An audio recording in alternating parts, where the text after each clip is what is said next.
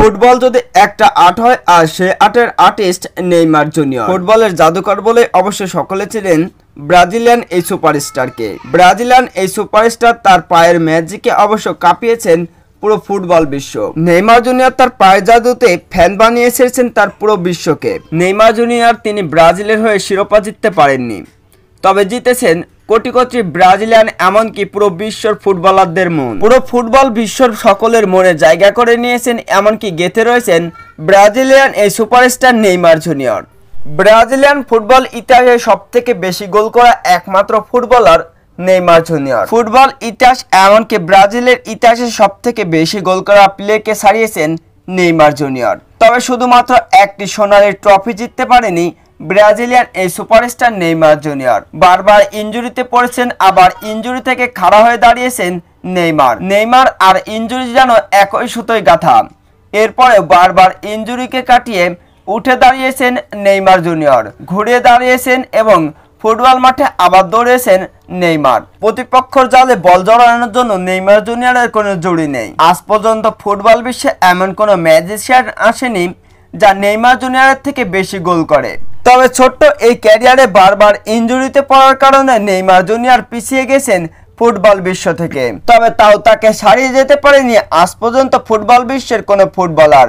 Neymar junior তিনি অল্প সময়ে ফুটবল বিশ্ব যে বিস্তার লাভ করেছেন, সেই রেকর্ড ভাঙা ফুটবল বিশ্বের বড় বড় ফুটবলারদের কাছে কয়েক যুগ লেগে যাবে। ফুটবল ইতিহাসে একমাত্র ফুটবলার নেইমার জুনিয়র যিনি টানা তিনটা বিশ্বকাপে ইনজুরি হয়ে মাঠ ছাড়তে হয়েছে। 2014, 2018 এবং 2022 বিশ্বকাপে ইনজুরি হয়ে টানা তিনবার বড় ধরনের ইনজুরিতে পড়ে বিশ্বকাপ ছাড়তে হয়েছিল নেইমার জুনিয়রকে, এবং সেখানে থমকে গিয়েছিল নেইমার জুনিয়রের ক্যারিয়ার।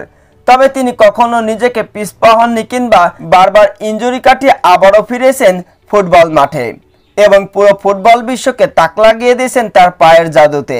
নেইমারের প্রতিপক্ষ যারা নেইমারকে নিয়ে ট্রল করেন তারা হয়তো জানে না নেইমারের ইনজুরি সম্পর্কে, কতটা কষ্ট এবং কতটা বেদনা নিয়ে খেলছেন নেইমার জুনিয়র ফুটবল মাঠে। নেইমার জুনিয়র শুধুমাত্র যদি ইনজুরি মুক্ত থাকতেন তাহলে ফুটবল বিশ্বকে একাই শাসন করতেন ব্রাজিলিয়ান এই সুপারস্টার। তবে ইনজুরিটাই কাল হয়ে দাঁড়িয়েছে নেইমার জুনিয়র তার জীবনে। এরপরে নেইমার জুনিয়র তিনি মাঠে নামলে ব্রাজিলিয়ান ভক্ত সমর্থকরা এমনকি নেইমারের ভক্তরা অধীর আগ্রহে বসে থাকেন নেইমার জুনিয়রের শুধুমাত্র একটি বল মারার জন্য। নেইমার জুনিয়র তিনি যদি হাতে লাঠি কিংবা স্ট্রেচারে করে ভর করেও মাঠে নামেন তাহলেও এখনকার বর্তমানের যে কোনো বড় মাপের ফুটবলারকে হারিয়ে দিবেন নেইমার জুনিয়র। তবে সবথেকে বড় সুখবর হলো সাম্প্রতিক সময়ে ইনজুরি মুক্ত রয়েছেন ব্রাজিলিয়ান এই সুপারস্টার নেইমার জুনিয়র, যার কারণে আগামী 2026 ফিফা ওয়ার্ল্ড কাপে নেইমার জুনিয়র থাকছে ব্রাজিলিয়ান স্কোয়াডে। কার্লো আনচেলত্তির নেতৃত্বে নেইমার জুনিয়র ষষ্ঠবারের মতন চ্যাম্পিয়ন হওয়ার স্বাদ অর্জন করতে যাচ্ছেন। এমনকি নেইমার জুনিয়র তার ইতিহাসে অধরা সেই সোনালী ট্রফিটাও জয় করতে যাচ্ছেন। তবে কথা হচ্ছে শুধুমাত্র একটি ট্রফি থাকলে একজন ফুটবলার বিশ্বসেরা হয়ে যায় না কিংবা সর্বকালের সেরাদের তকমা পায় না।